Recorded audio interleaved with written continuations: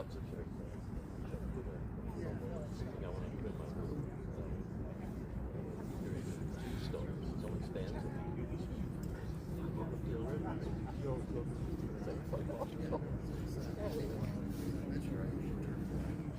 pretty funny. We keep it polite. Yeah.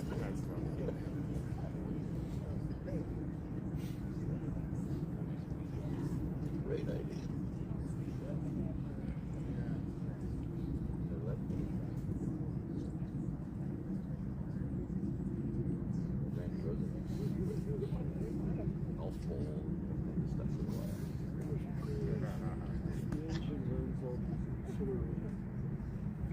Years ago.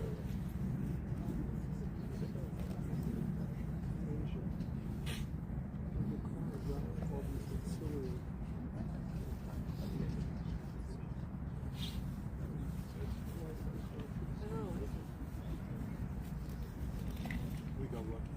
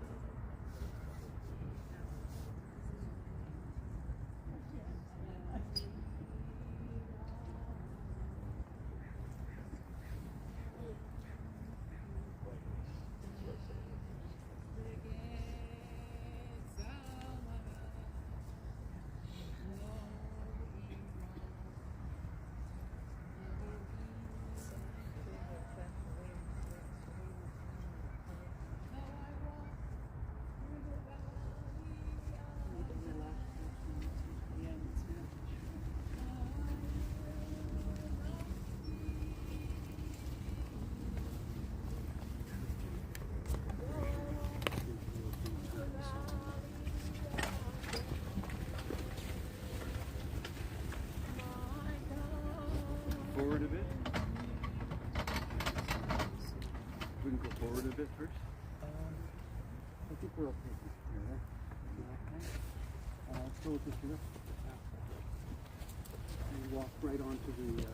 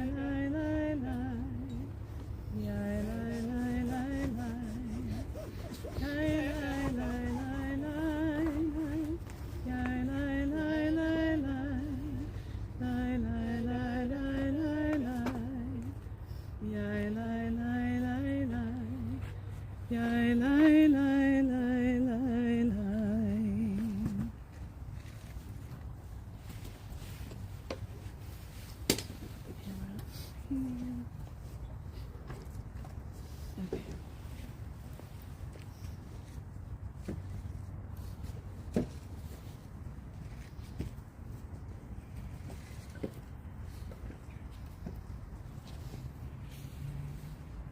Thank you all for joining us this morning as we remember Richard's memory for a blessing as we lay him to rest. Which is probably not where you expected to be spending this week of New Year. But when someone we love passes away, we show up to support each other. And that is exactly what we're here to do. Today we honor Richard's memory and stand together with his family as we come together in community. Jewish tradition offers us a structure and a ritual for the mourning period, which can be an overwhelming and intense time. So it's okay to cry, to feel whatever feelings come up for you. We'll begin with some readings of psalms and music from Jewish liturgy, words of comfort. We'll hear from family and loved ones, and then we'll all participate in covering the casket as a sign of respect, a final act of kindness and compassion towards our loved ones. After the ceremony, you're all invited to the home of Abby and Simon for a communal gathering and lunch. There'll be 2 Shiva gatherings tomorrow at 1 o'clock and Thursday at 6:30, both held at Temple Sholom. At 6:30. With all the information that was in the email, or you can ask me afterwards for more information. These will be short prayer services followed by opportunities to be together and share memories of Richard. Words of Psalm 23. Adonai roi lo hechsar bin ot deshe yarbitzeni al mei menuchot yanaleni nafshi yeshovev yancheni b'maglei tzedek yancheni b'maglei tzedek leman shemo gam ki elech begeit salmavet moirara ki ata imadi shivtecha mishantecha hema yanachamuni taroch lefanai shulchan neged sorerai dishanta vashemen roshi kosire vaya gam tava chesed yelefoni kol yemei chayai veshavti beveit Adonai leorech yamin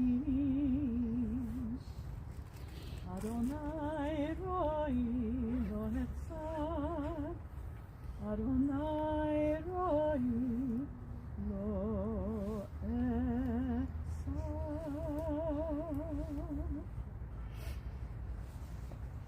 The psalmist has written, "Weeping may tarry into the night, but joy comes in the morning." God, full of compassion, Adonai is my shepherd, I shall not want. God makes me lie down in green pastures, leads me beside still waters, and restores my soul. You lead me in right paths for the sake of your name. Even when I walk in the valley of the shadow of death, I shall fear no evil, for you are with me. Your rod and your staff, they comfort me. You have set a table before me in the presence of my enemies. You have anointed my head with oil, my cup overflows. Surely goodness and mercy shall follow me all the days of my life, and I shall dwell in the house of God forever. So we say, Amen.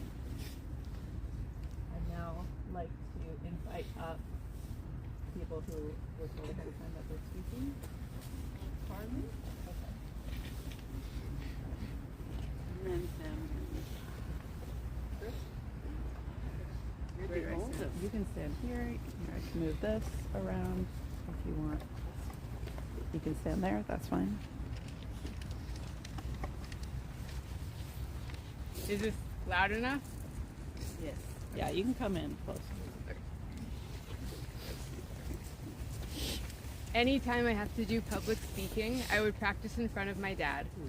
Without fail, his feedback was always the same. Speak slower. So I'm trying to keep that in mind today.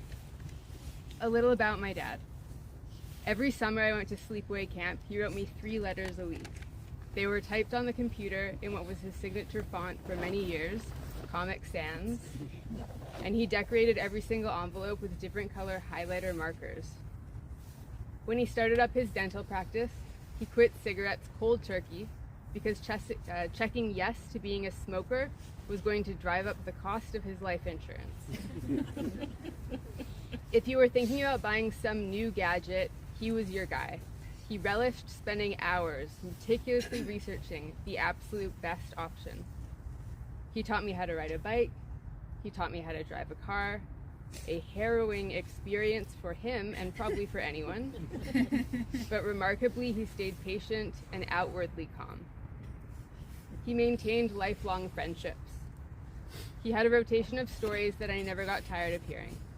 The one about working at Rehoboth Beach with his cousin Danny, the antics he got up to with his friends Mark Hartzban and Mark Bailey, when he missed out on drinking at a bar with the lead singer of Jethro Tull, the time he slept through a 3-alarm fire and was shaken awake by a French Quebecois firefighter yelling through his mask, "The building, she is on fire!" He had a gift for turning a house into a home, and he was in his element in the kitchen. His brisket was next level, and he served a mean margarita. He was characteristically prudent, methodical, and pragmatic, which made him the go-to for advice. You could count on him. Unfailingly punctual, not once in my entire life can I remember him being late. Always doing what needed to be done for his family, his work, and the people who depended on him. He carried that responsibility steadily and without complaint. In this chapter of his life, he was looking forward to so much. For those who knew and loved him, I ask this: don't put off the things that you want to do, see, or experience. Book the trip, get the new car, because time is not promised, even when you've earned it. Give yourself permission to enjoy your life fully and without guilt, and do it in honor of Richard Gilsig. Thank you for everything, Dad. I love you.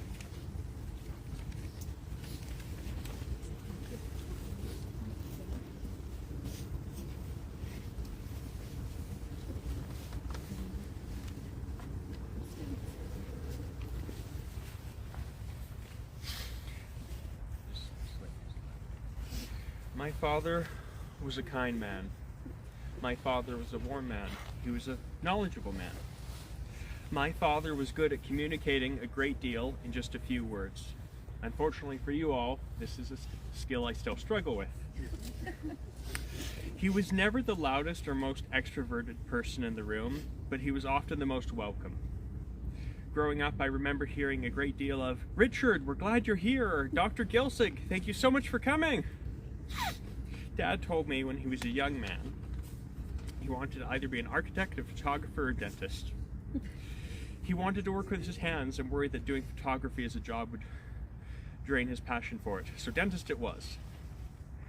And he also did tend to worry about a lot of things. When Dad was a student at McGill, he had one class that after 2 weeks, he realized the teacher was just teaching from the textbook. So he stopped attending those lectures and used the time to study other classes and do other homework and read the text on his own time. After he got the highest mark on the final exam, the instructor asked why he couldn't recognize him, and my dad told him the truth, that he skipped the lectures. My dad was a very studious and honest man, and sometimes more than a little blunt. Dad loved sharing knowledge. He taught me many of my life skills. He enjoyed teaching dentistry. He said teaching the next generation made him feel younger. And I made a little joke about, I sound like a vampire. He always did far more than regurgitating textbooks.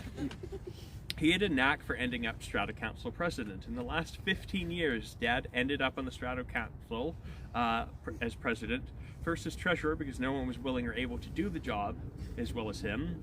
And then after a year or two, almost against his will, he'd be ushered into the role of Strata Council president as if by decree. If you wanted a job done right, give it to my dad. Many of you knew him when he was older and fooled around less, but I have a story from his youth that he shared with me, and I think you'll like this. When he was 18, he worked as a Canadian Grenadier Guardsman in Ottawa. He wore a red wool ceremony uniform, standing guard at a 2-man sentry post. Bored, he and his buddy modified their changing of the guard, practicing in secret. On the day they carried it out, a general passed by and witnessed the modified drill routine.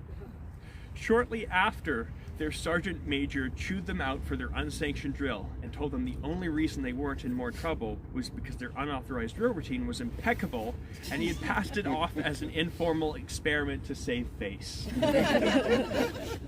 Even when goofing around, my dad was a perfectionist. For a man who said he didn't like cats, he was one of the most caring cat dads I knew. There are times when I am uncertain and I ask myself, what would Dad do? That's the kind of man my father was. One who set an example worth following. Dad, I love you. I miss you.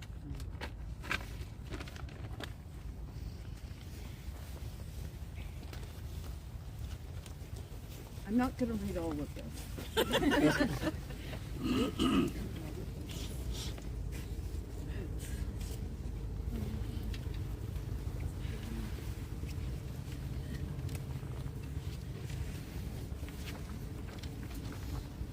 Well, thank you all for coming in person and virtually.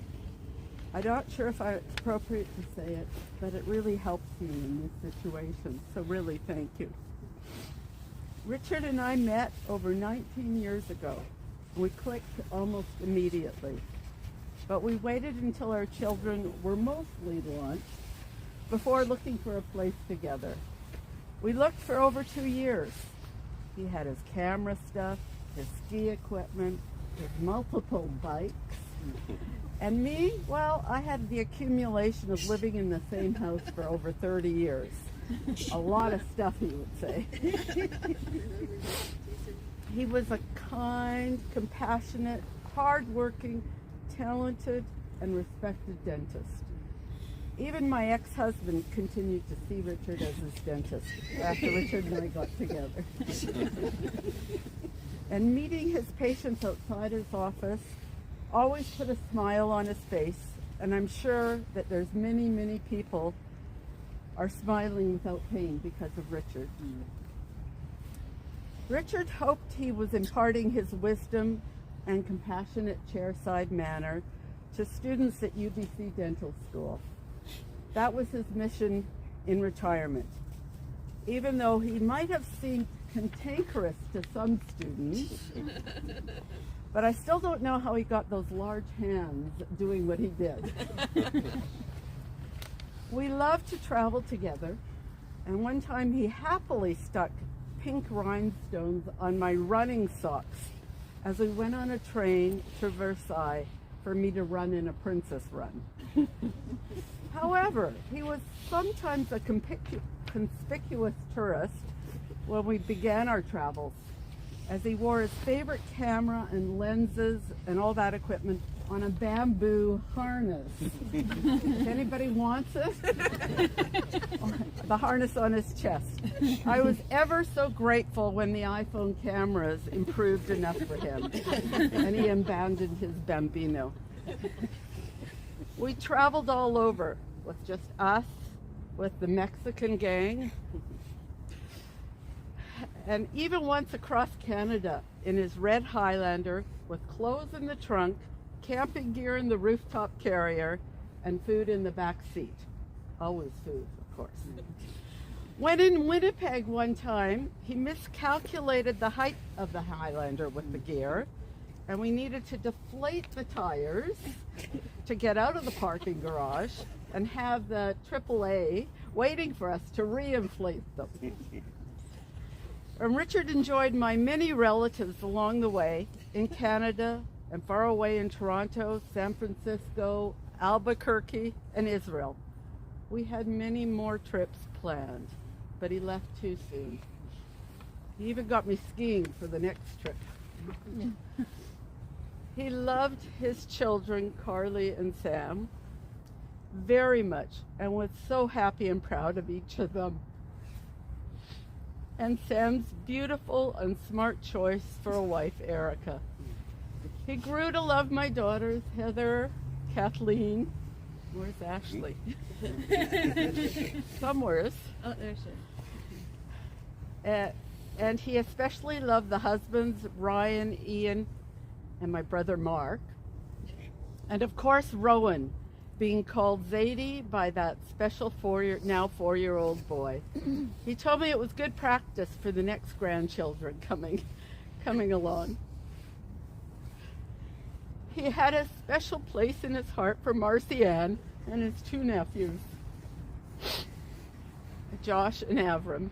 And of course, he grew to love our beloved Tori, who passed away just 1 month before Richard. Hopefully where they are, he won't be allergic to her. In our many family meals, Richard felt strong and feminine power there. And it was really good to see Ryan, Ian, and my brother Mark to try and even out the power. But he put me once in the reverse situation. There's Sandy. With two of his special dental buddies. He let me have a male harem once. Yeah. Richard's many friends, both dental and otherwise, were a joy to meet over the years. Their experiences have enriched his and my lives. And of course, everybody knows that Richard was an amazing chef. And I love to bake. What a match we were. His photography was stellar, and he only started thinking about getting back into it with his new iPhone. But now, life for me has no color, and food has no flavor without him. My cheerleader and my confidant is gone. As we put the love of my life to rest today, we only bury his body. His spirit, his soul, and his amazing ability to give is still with us. He lives on in the stories people are sharing of how he touched their lives, but I don't want to care about their teeth. The love that is visible in the eyes of our family and friends means he lives on. Life will never be the same, but the world is better for the years that Richard lived. Thank you. Thank you.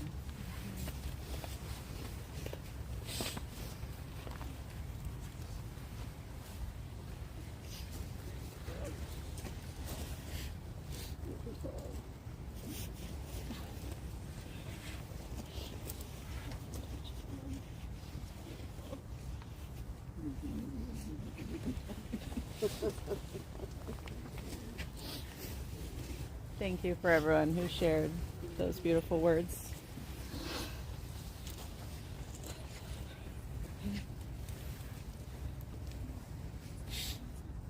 When someone is taken from this life so quickly, there's a gap left behind in his place.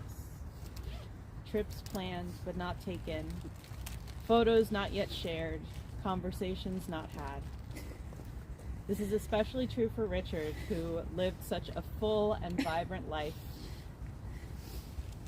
As we've heard, Richard had a rich social life, loved spending time with his dental buddies, as we were called, going skiing, talking politics, walking, enjoying meals at the Flying Beaver. He always found himself as the president of the Strata, as Sam mentioned. He loved organizing and hosting community gatherings, like his famous pancake fundraisers, Canada Day celebrations, and holidays, where you could always find him proudly donning an apron or his prized chef's jacket. Richard was a man of many talents, not just an amazing chef and photographer, but also a lover of sports and, of course, a respected and accomplished dentist. And perhaps most of all, Richard loved his family, his children, Sam and Carly,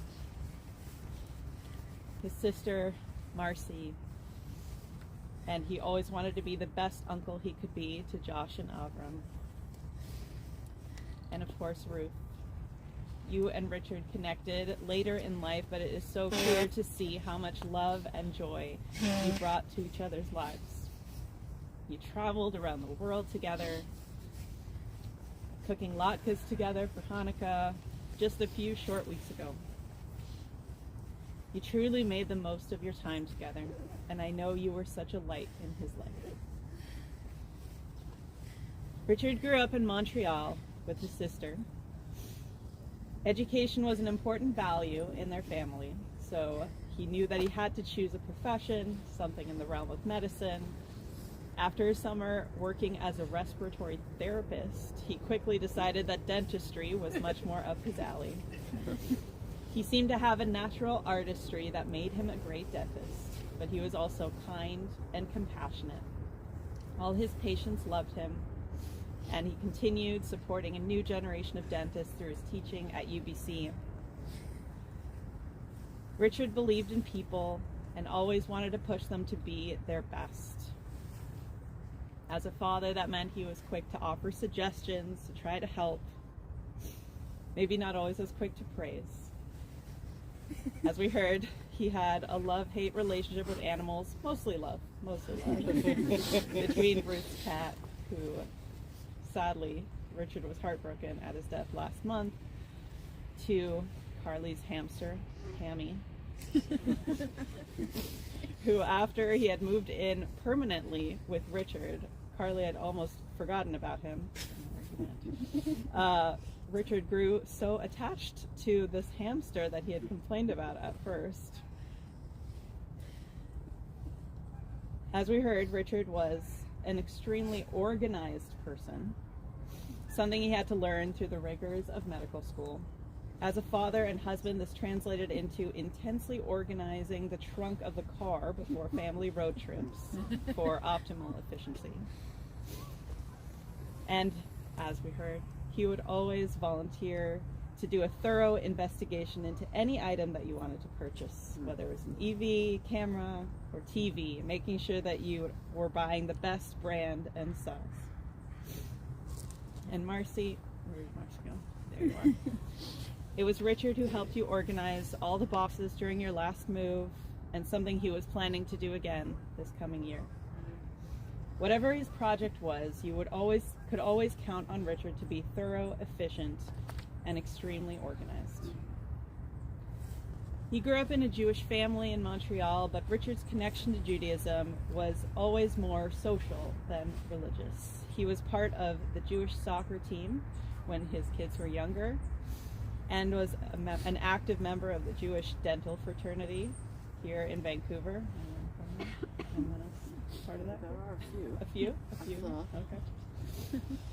It wasn't until after he met Ruth that Richard found a more spiritual connection with his Jewish identity.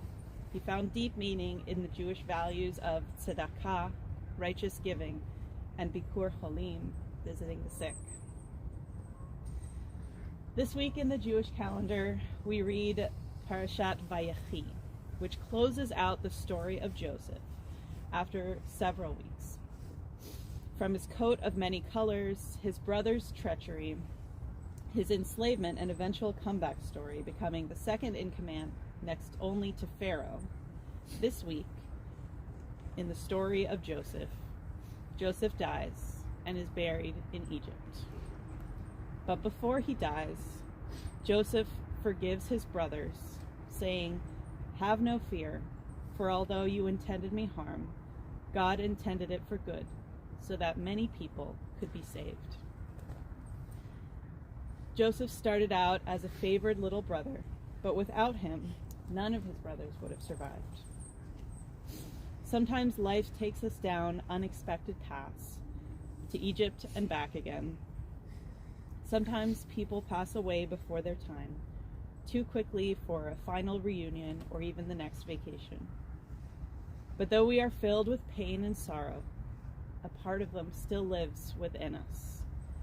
May Richard's memory draw us closer to each other and remind us to live life to the fullest, be kind, pursue your passions, see the world, and hold on to those you love. We'll continue now with the El Maleh Rachamim prayer, where in Jewish tradition the soul is released from this earth.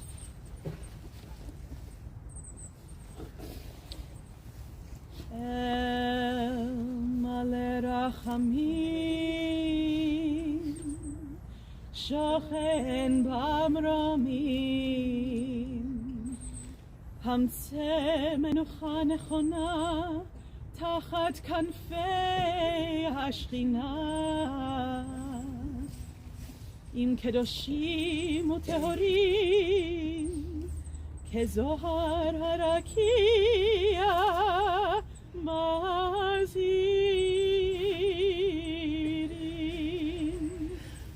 Et Nishmat Ruven Ben Nocham Berachem She'alach Le'olamo Ba'al HaRachamim HaRachamim Yastirehu Beseter Knafav Le'olamim V'yitzror HaChaim Et Nishmato Adonai Unachalato Ve'anuach Ve'shalom Al Mishkavo Ve'nomar Amen. May the source of life, the fountain of all being, open our hearts to compassion and our eyes to wisdom, that we might glimpse in perfect peace and sadness the way of all things. May Richard's memory be for us a blessing, and may we never let the light of his love grow dim in our hearts. May we remember all his worthy and righteous deeds, that his memory be forever bound up in the bond of life. God is our source and our destination, our beginning and our end. May Richard's death awaken us to this truth, that the bond of love we shared and share not be severed in sorrow. May he rest in peace, and we say, Amen. So we'll join now in the Mourner's kaddish. I have a few sheets for those who need the words.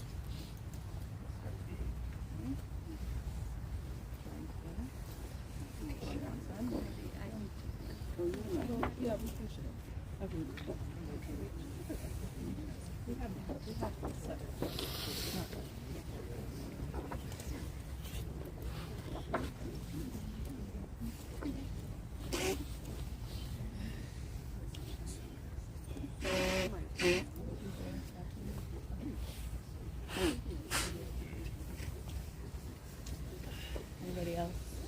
If doesn't have a copy yet, have a few more.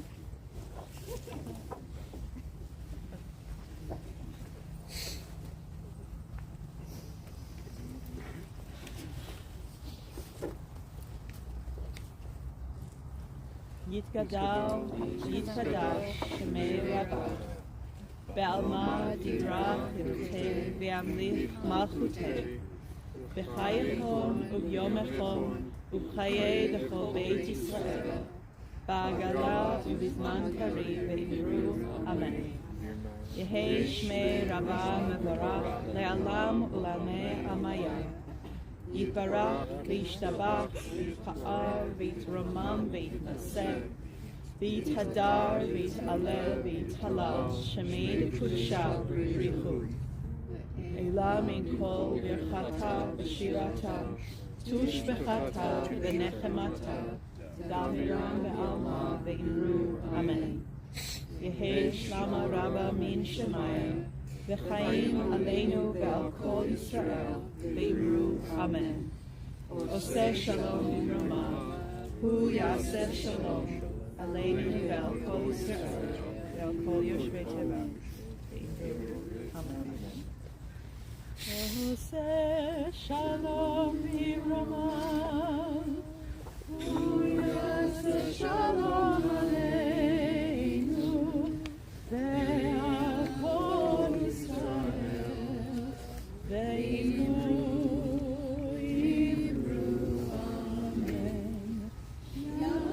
Shalom, Yaseh Shalom, Shalom Aleinu, Ve'al Kol Yisrael. Yaseh Shalom, Yaseh Shalom, Shalom Aleinu, Ve'al Kol Yisrael. Imru, Imru, Amen. El Mekomo Yavo v'Shalom. May Richard go to his place in peace.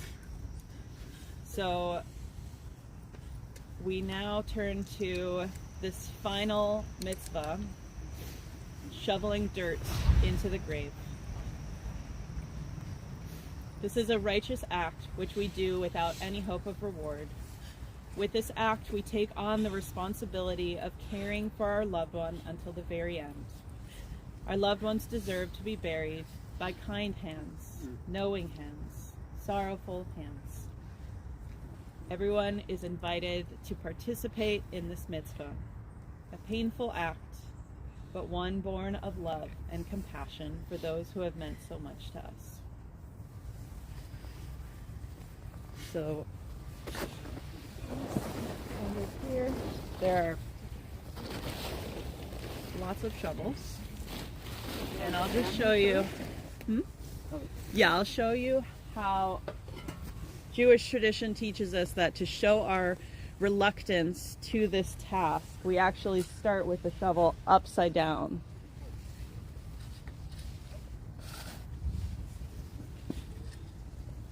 And then you can flip it over after that. And instead of handing it to the next person, you put it back in the dirt.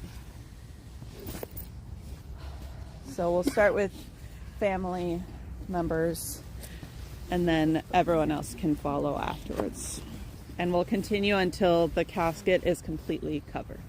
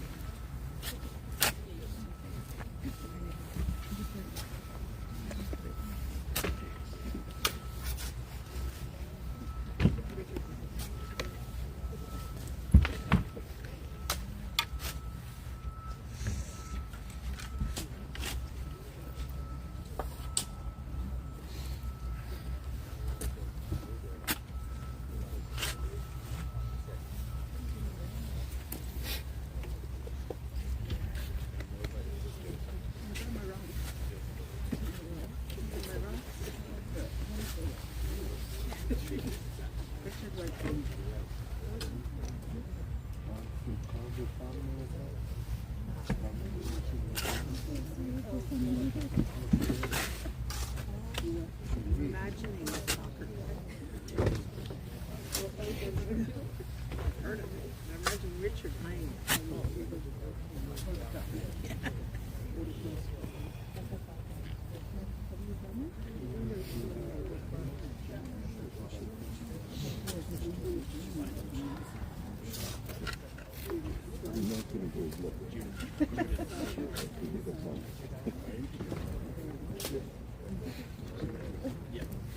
Yeah, you definitely.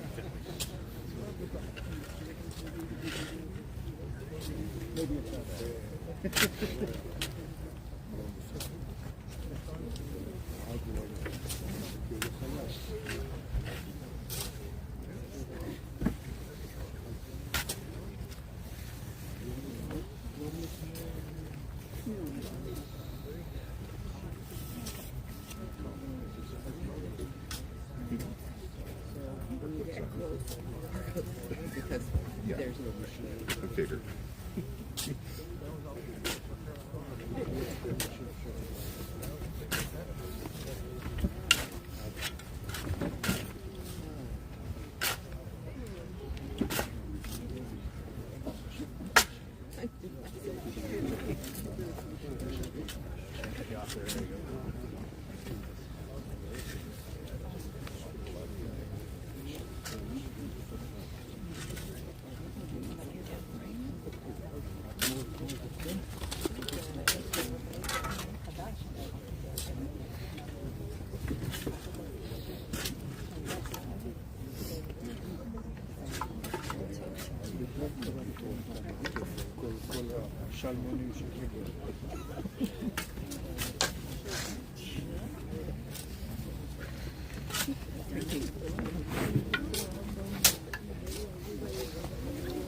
That's what I've done.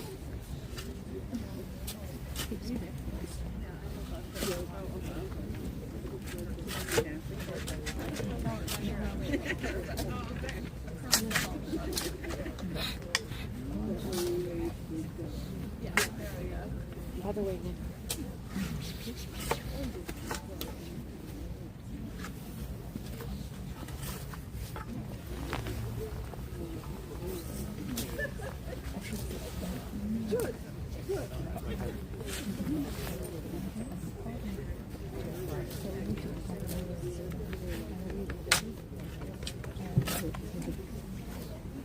so he said, okay, but I'm the boss.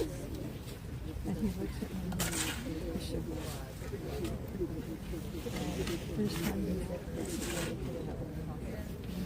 and it was amazing.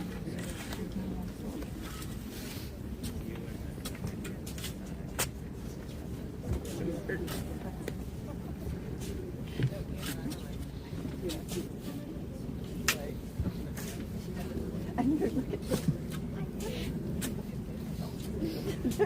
and we were just sitting there laughing and just silly things. But we, say Christmas. No,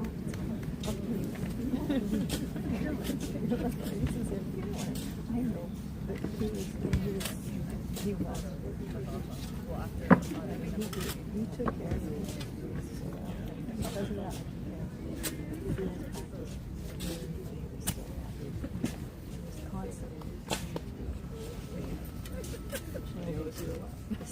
Staff didn't know about it. We were very fortunate.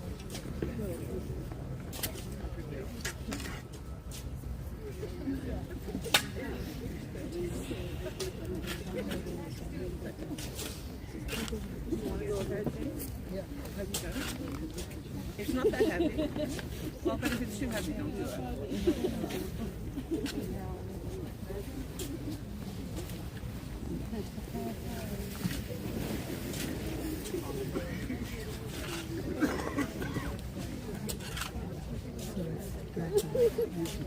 If you can't do it backwards, forward is okay. Forward is totally. Forward is totally. Pardon? Is it okay? Yeah. But getting it backwards is quite good. Yeah, I do it forward. Go forward, it's fine. It's the idea of it, right? It was showing us back.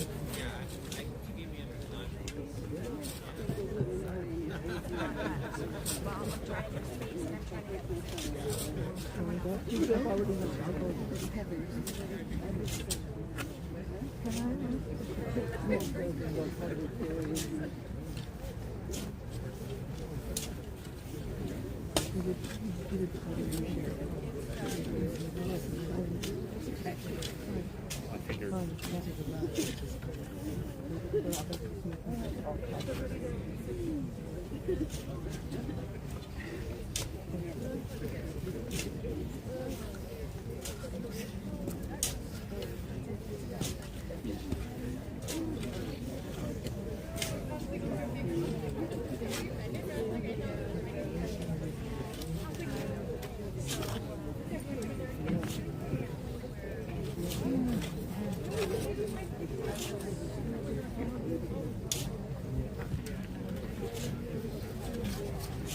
Amazing work.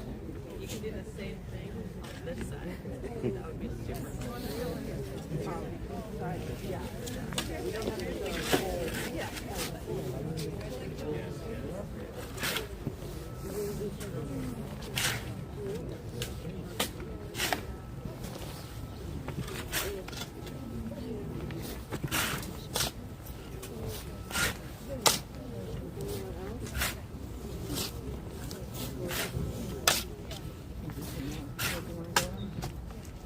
Okay, thank you everyone for joining us on the live stream for Richard's funeral, and I'm gonna end this stream now.